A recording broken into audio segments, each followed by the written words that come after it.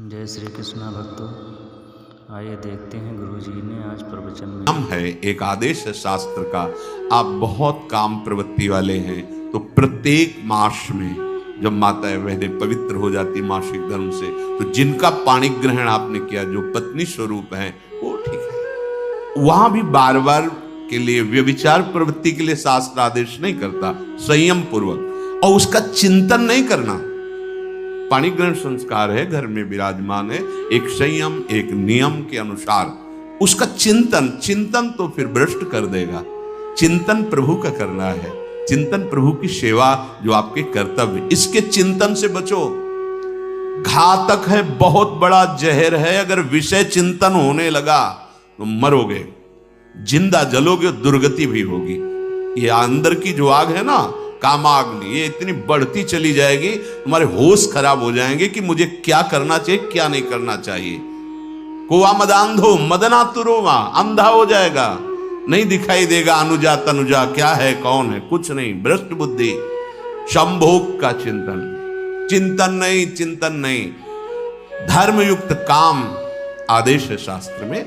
यदि आप प्रवृत्ति मार्ग में हैं तो अपनी पत्नी को जो पाणी ग्रहण स्वीकार किया है, वहां भी पवित्र तिथियों का त्याग करते हुए, एकादशी है, रामनवमी है, नव दुर्गा है, जन्माष्टमी है, राधाष्टमी, जो पवित्र तिथियों का त्याग करते हुए, और ऐसे जो मर्यादाएं हैं उसके अनुसार, और कहीं पराई स्त्री के साथ संभोग की बात निश्चित दुर्गति पक्की है।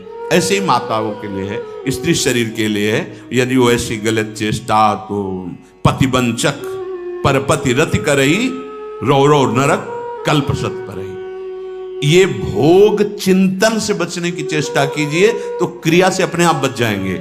क्रिया के पहले चिंतन होता है, चिंतन से ही क्रिया का आवेश आता है। चिंतन संभालिए, इसी से भगवत प्राप्ति होती है, चिंतन से, और इसी से दुर्गति भी होती है। अनन्यस चिंतयन्तु माम, भगवान चिंतन करें, मेरा करो, कर्तव्य कर्म मेरे को समर्पित करो। अब जब चिंतन संभोग का होगा तो बुद्धि भ्रष्ट हो जाएगी। ये जो राक्षसी प्रवृत्तियां सुनने को मिलती है ना, कि ऐसा हुआ, वो देखा सुना और चिंतन किए, और इतनी राक्षसी वृत्ति आ गई कि बस अब उनमें और राक्षसों में कोई अंतर नहीं रह गया। दूसरा, विषमता रखने वाला, सबके साथ बर्ताव ऐसा कि मैं बहुत श्रेष्ठ हूं और दूसरे सब नहीं, ऐसा व्यवहार। सब भगवत स्वरूप है, समान व्यवहार। जैसे आपके भोजन है तो जो आप पा रहे हो वही सबको दीजिए। बैठने की व्यवस्था, उठने की व्यवस्था, क्रम बाय क्रम, पर उसको भी नीच भाव से मत देखिए। उस कोटि का उसको प्यार दीजिए, दुलार दीजिए, सम्मान दीजिए। इतनी विषमता न फैलाते रहे अपने जीवन में कि आप सबके निंदा के पात्र बन जाए।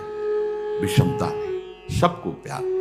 हाँ ठीक है, पुत्र का अलग प्यार है, भाई का अलग प्यार है, पिता का अलग प्यार है, पर हमारा व्यवहार प्रीति युक्त होना चाहिए, विषमता भरा नहीं होना चाहिए।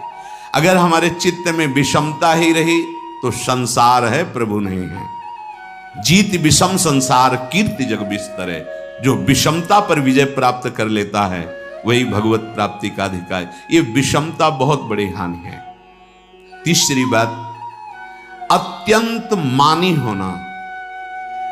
जहां आपके प्राण कमजोर होंगे, पुण्य नष्ट होगा, आयुश्री सब नष्ट होना है, ऐसे आचरण करवाएगा गुरुजनों के साथ, महापुरुषों के साथ। ये बहुत नीच प्रवृत्ति है। अत्यंत मान प्रियता, मुझे सम्मान मिले, उत्तम प्रवृत्ति है। सबको मान देना, स्वयं अमानी रहना।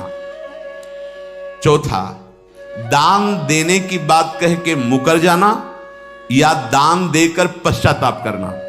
दे दिया है, बहुत जल रहे हो, दूसरे से वार्ता कर रहे हो कि पता नहीं क्या यार बुद्धि में हो गया, हमने उसको इतना कहा था, उतना दे दिया, क्यों दे दिया, ऐसा मतलब अंदर चिंतन करना, क्यों दे दिया तो दिया। इसके बाद जो आपका जलन हो रही, पश्चाताप, सुकृत नष्ट हो रहे हैं। दान देकर पश्चाताप करना या दान देने की बात कह के मुकर जाना। जैसे आपने कह दिया आपको इतना ऐसा, अब आप मुकर गए, ब्याज सहित तुम्हें देना होगा, ये तुम्हारी दुर्गति का कारण बन जाएगा। ऐसे ही नहीं बोलना चाहिए, बहुत होश से। वाणी एक अमोल है, जो कोई बोले जान, ये तराजू तौल के तब मुख बाहर आन। पांचवा, अत्यंत कृपण होना, ना परिवार को सुखी कर पा रहा, ना अपने को सुखी कर पा रहा है। एक एक सिक्का बैंक में जो मर गया। धन की वास्तविक गति यही है कि अपने परिवार को खूब उसकी अनुकूलता प्रदान करो, उसमें से कुछ हिस्सा किसी ऐसे को जिससे तुम्हें बदले में कुछ लेने की भावना ना हो। कोई साधु महात्मा, गाय, पशु, पक्षी, किसी भी जीव बीमार है शरीरधारी, उसके जिससे कुछ कभी लेने की भावना ना हो, एहसान की भावना ना हो। सो धन धन्य प्रथम गति जाकी, धन्य हो गया उसका धन। अब वो कृपण का धन किसी काम में ना स्वसुख, ना परिवार के सुख, ना धर्म कार्यों में, व्यर्थ जीवन चला गया। उसी धन का चिंतन करना, उसी का संग्रह करना और उसी की रक्षा करते करते शरीर छोड़ देना, तो चिंतन बिगड़ गया। तो कह रहे हैं जो कृपणता है और अर्थ और काम की प्रशंसा, उसी की चर्चा, उसी का चिंतन, रुपया और भोग, उसी की चर्चा कर, जहां बैठे रुपया की चर्चा, भोग की चर्चा, जहां एकांत में बैठे उसी का चिंतन, कैसे रुपया बढ़े, कैसे भोग मिले। और अगर अवसर मिला तो रुपया अधर्म से आवे चाहे धर्म से, उसको इसकी कोई परवाह नहीं। भोग चाहे धर्म से हो चाहे अधर्म से, जिसका अर्थ और काम भोग ही चिंतन है वो धर्म, जिसका धर्म चिंतन का विषय है तो अर्थ और काम भी ऐसा होगा जो मोक्ष प्रदान करने वाला हो। धर्म, अर्थ, काम, मोक्ष। और जो बालक, स्त्री, पागल, असहाय, जो इनकी रक्षा न करके इनकी हानि करता है, दुर्गति निश्चित है। माना आपकी पत्नी है, उसका स्वभाव बिगड़ा हुआ है, क्रोधी है, कटु वचन बोल, लेकिन आपके ही प्रारब्ध के लिए, माना आपका पति ऐसा स्वभाव वाला है, पर आपके ही प्रारब्ध से तो संयोग बना है आकर, अब इसका निर्वाह कर ले जाओ तो पवित्र हो जाओगे दोनों। और अगर झगड़ा और लड़ाई और मारपीट और कहीं हिंसा आदि के रूप में उतर गए तो फिर और करनी बिगड़ गई। बालक है, आप उसको ज्ञान नहीं कि आप पवित्र है, कि आप पवित्र है, उसको ज्ञान नहीं कि आप उसके साथ व्यवहार अच्छा कर रहे हैं कि बुरा कर रहे हैं। रक्षा करनी है आपको, शोषण नहीं करना। कह रहे हैं स्त्री, बालक और पागल, जैसे विक्षिप्त है, पागल है, आपको रक्षा करनी है। बन जाए तो उसको भोजन, ऐसा नहीं कि ईंट मारो, उसको अपमानित करो, उसकी बुद्धि खराब है, प्रारब्धवशात खराब हो गई है। तो शास्त्र आज्ञा करता है स्त्री, बालक, जैसे पागल, विक्षिप्त आदि हैं, असहाय है, असमर्थ है, बूढ़ा है, वो आप सेवा भी करो तो वो गाली दे सकते हैं, उनकी बुद्धि बिगड़ गई। आपको उनको दंड नहीं देना, मारना नहीं है आपको।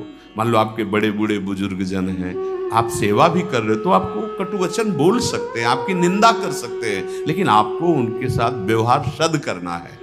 अगर आपने इन दोषों को स्वीकार किया तो निश्चित आपकी दुर्गति होगी, न इस लोक में आपको शांति मिलेगी न परलोक में। इसलिए इन दोषों को बार बार सुन करके और हृदय में जांचो कि कहीं है तो नहीं, अगर है तो सत्संग, भजन बल, भगवत प्रार्थना के बल से इन दोषों का त्याग कर दो, जीवन मंगलमय हो जाएगा। शेष चर्चा आगे। श्री राधा वल्लभ लाल।